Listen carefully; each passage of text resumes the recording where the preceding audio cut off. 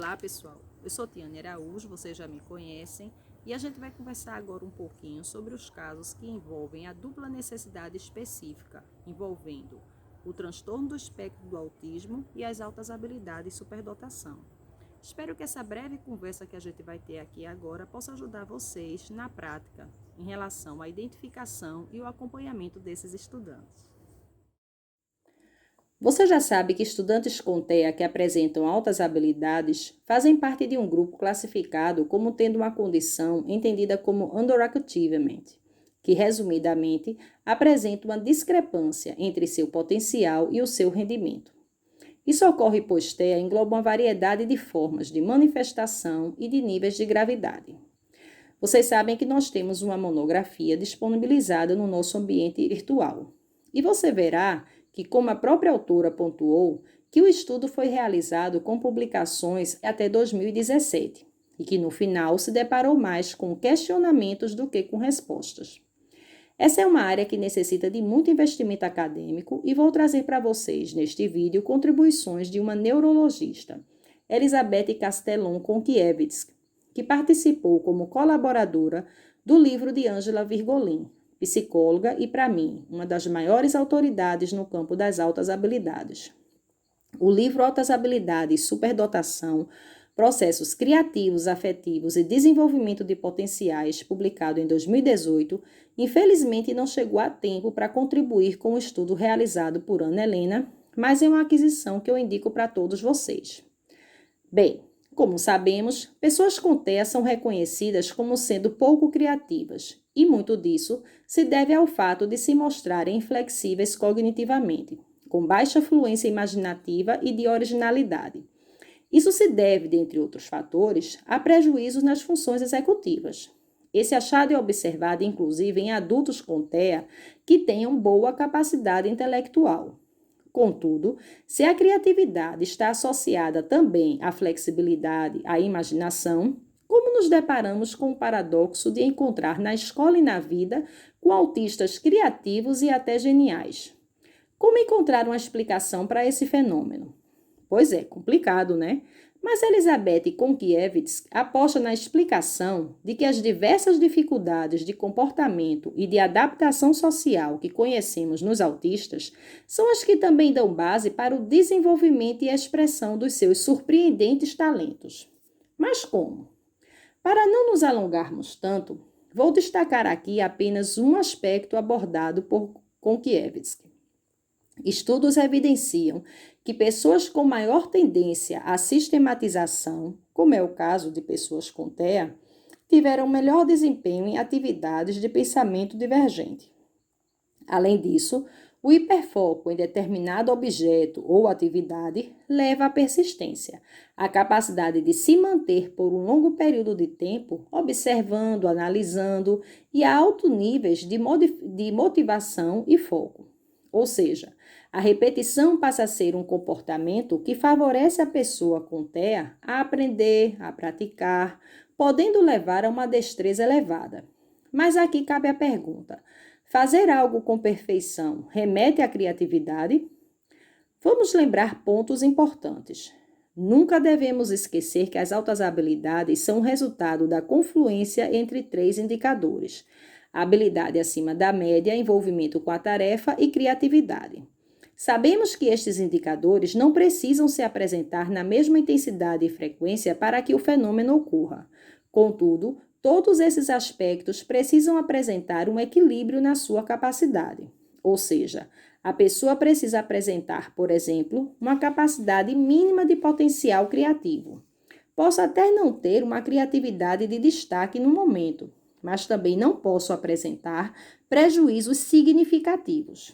Observe a figura. Veja que todos os indicadores precisam estar em harmonia. Essa questão gera bastante polêmica entre os estudiosos, principalmente quando levantamos a possibilidade de dupla necessidade entre déficit intelectual e altas habilidades. Contudo, é importante esclarecer que atualmente a inteligência é constituída por múltiplos fatores, ou seja, a concepção da inteligência é multifatorial. Assim, um sujeito pode apresentar dificuldade em uma área e habilidade ou até mesmo destaque em outra. Você vai encontrar no primeiro capítulo da monografia de Ana Helena esta temática. Dá uma lida lá para aprofundar e entender melhor o que eu estou dizendo. Se você já leu a monografia, vai observar que há muita polêmica envolvendo o conceito das altas habilidades e, consequentemente, sua identificação. Esse desencontro começa pelo indicador habilidade acima da média. Se discute muito a supervalorização do QI, e muitos pesquisadores da área das altas habilidades criticam essa quantificação da inteligência geral e os instrumentos utilizados para sua aferição. Contudo, alguns destes mesmos pesquisadores e muitos profissionais acabam supervalorizando e considerando como alta habilidade uma pessoa só porque esta tem QI superior acima da média. Com isto, acabam desconsiderando outros indicadores. Isso acabou, inclusive, gerando uma má compreensão de um dos sinais da síndrome de Asperger. Muitos consideram que a maioria dos Aspergers tem inteligência acima da média, o que não é um critério diagnóstico desta patologia. Ou seja, não é norma que as pessoas com Asperger apresentam cognitivo superior. E mesmo que fosse, sabemos que este dado não é suficiente para que o fenômeno das altas habilidades se faça presente. Enfim, posso ter QI superior e não fechar os 3 anéis. Um outro ponto importante para compreendermos é o significado de um outro anel citado por Renzulli, o envolvimento com a tarefa. Este não se restringe apenas ao foco de interesse. Este indicador está relacionado à motivação, também no sentido da perseverança, do gostar de ser desafiado, de realizar as coisas com esmero, com o interesse de dominar um conhecimento ou de desenvolver uma habilidade. Ou seja, o estudar e treinar para se enriquecer, melhorar a qualidade. Assim, ter hiperfoco não é a única condição que caracteriza o indicador do envolvimento com a tarefa. Daí a importância do processo de identificação das altas habilidades envolver uma observação minuciosa do comportamento. Assim, como Elizabeth Konkiewicz afirma, o interesse obsessivo por um determinado objeto ou atividade torna-se um aliado para o fenômeno das altas habilidades, mas acompanhado pela busca do aprimoramento da sua produção intelectual, artística, sinestésica. Já deu para perceber como a coisa é complicada, né? Frente a tantas variações de TEA e as especificidades das altas habilidades, como fazer para não cairmos em uma dessas 3 possibilidades? A primeira, identificar equivocadamente uma criança com altas habilidades como tendo TEA. A segunda, reconhecer erroneamente uma criança com TEA como tendo alta habilidade. E, por último, deixar de identificar uma criança com TEA que também apresente alta habilidade. Agora eu vou mostrar para vocês uma tabela que foi extraída da monografia de Ana Helena, certo?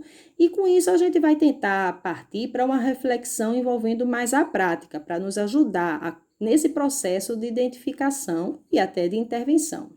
Essas tabelas consistem em quadros comparativos com dados extraídos de um artigo de Neihar e Gallagher, publicado em 2012, apresentando características de altas habilidades e da síndrome de Asperger, que, como vocês sabem, também compõe o espectro. A primeira tabela faz um comparativo na área da cognição. Eu não vou ler tópico a tópico, mas vocês vão perceber que há características que se assemelham e tem características que vão ser diferentes para cada categoria.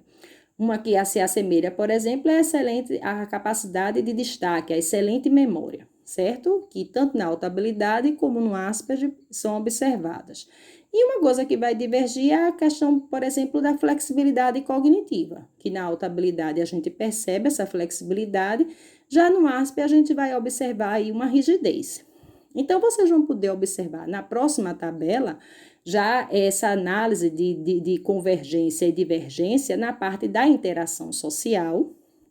Em seguida, vocês vão observar essa tabela, essa análise na área da comunicação. E, por último, a gente vai perceber aqui nessa tabela do comportamento adaptativo, que também há, só que aqui há bastantes divergências, certo? Então, ao observar os dados extraídos do artigo, confirmamos a afirmação das autoras de que as semelhanças entre as altas habilidades superdotação e a síndrome de Asperger estão voltadas para a área da cognição. Contudo, lembre-se, as altas habilidades não se resumem à cognição, à capacidade acima da média e à área acadêmica. Assim como o TEA também não apresenta um perfil e um nível de gravidade único. Dessa forma, nada impede que você se depare com um TEA com alta habilidade. Outra coisa importante, como qualquer outra pessoa, a criança com TEA, sendo oportunizada a receber estimulações em áreas diferenciadas, com investimento familiar e educacional, pode superar suas dificuldades e ser possível expressar seus potenciais em sua plenitude, favorecendo assim o fenômeno das altas habilidades. Então, cabe a nós conseguir perceber essas crianças que têm um potencial, mas que pelas dificuldades inerentes a um quadro de um transtorno no desenvolvimento, apresentam dificuldades, prejuízos para expressar e para desenvolver isso de uma forma satisfatória. Então, é aqui que entra o nosso trabalho enquanto professor de atendimento educacional especializado, em focar na estimulação, na organização dessas dificuldades, para assim, daí, estando mais organizado, poder estar, de fato, se trabalhando, se oportunizando, se expressando, se enriquecendo em relação aos seus potenciais. Eu espero que esse vídeo tenha ajudado a todas e espero que a gente possa ter uma discussão bem rica sobre esse aspecto. Um abraço.